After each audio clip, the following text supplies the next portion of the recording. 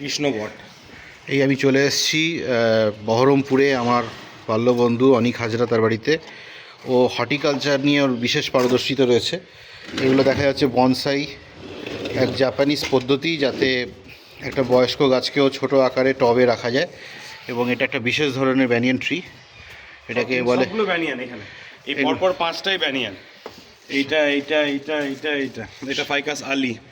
Ficus Ali. এটা হচ্ছে কৃষ্ণবট। কৃষ্ণবট পিছন দিকেও আর কি ইয়ে হয়, তোমার কোপ্টের মতন হয়। আচ্ছা, এটা খুব রেয়ার। এটা হচ্ছে ফাইকাস মাইক্রোকার্পা, ছোট।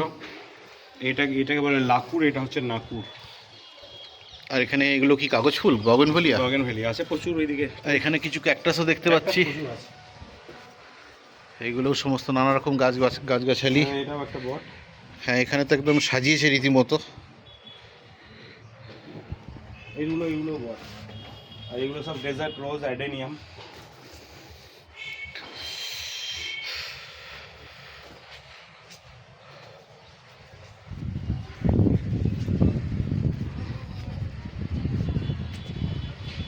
কৃষ্ণনগরে একটা যীশু খ্রিস্টের মন্দির আছে, শুনেছো কি?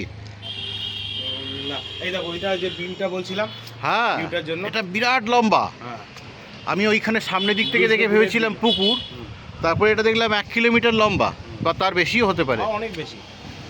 এটা হচ্ছে বিল।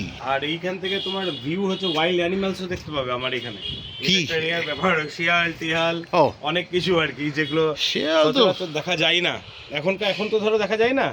অনেক কিছু পাখি, অনেক মানে প্রচুর এখানে মাইগ্রেটরি বার্ডস যেতে শুরু এটা হয়ে গেছে। এটা এটা হচ্ছে সরকারের জমি তো? হ্যাঁ, ওই তো সরকার। ওই দেখো মাইগ্রেটরি বার্ড সব আসবে এখন, গোটাটা ইয়ে হয়ে যাবে। ঠিক আছে, রাখছি।